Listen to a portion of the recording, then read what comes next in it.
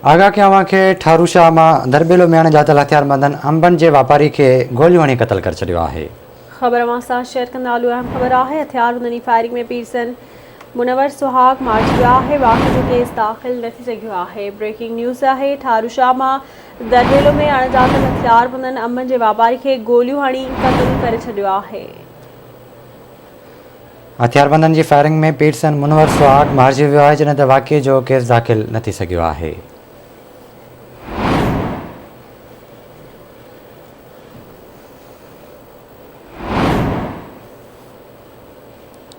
आगाह कयूं पिया ठारूशाह में दरबेलो में अणॼातल हथियारबंदनि अंबनि के वापारी के गोलियूं हणी क़तल करे छॾियो आहे।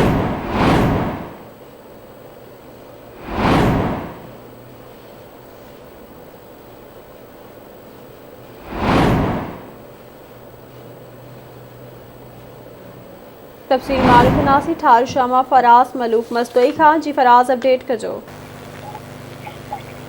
जी बिल्कुल, ही अफ़सोसनाक वाक़ियो ठारूशाह भरिसां दरबेलो में पेश आयो आहे, जिते नामालूम हथियारबंदनि 50 साला पीरसन अंबनि के वापारी मुनवर सुहाग के गोलियूं हणी खेसि क़त्ल करे फरार थी विया आहिनि। जॾहिं त मुनवर सुहाग के वारसनि आवाज़ टीवी के ॿुधायो त मुनवर सुहाग कंहिं कम सां शाह जी मशीन ते वञी रहियो हो त कुझु नामालूम हथियारबंदनि मथां फायरिंग कई, जंहिंमें खेसि गोलियूं लॻियूं, जंहिं हू मौक़े ते ई फौत थी वियो। जंहिं बाद अहिड़ो इतलाह ठारूशाह पुलिस के ॾिनोसीं। जंहिं बाद ठारूशाह पुलिस वाक़े वारे हंधि पहुची जेको लाश के पंहिंजे तहवील में वठी रूरल हेल्थ सेंटर जा दरबेलो मुंतक़िल कयो, जिते पहुती जो पोस्टमार्टम लाश जेको आहे वासन हवाले कयो वेंदो। जंहिं ॿिए पासे एसएचओ ठारूशाह मोहम्मद अशरफ मेमून राब्ते करण ते ॿुधायो त कातिलनि जी ॻोल्हा करे रहिया आहियूं। कातिलनि जी गिरफ़्तारी लाइ मुख़्तलिफ़ हंधनि ते छापा हणाया आहिनि, पर जवाबदारनि जी गिरफ़्तारी जेका आहे अमल में न अची सघी आहे। जी ठीक है फराज़, वॾी महिरबानी अवां जी तफ़सील खां करण लाइ।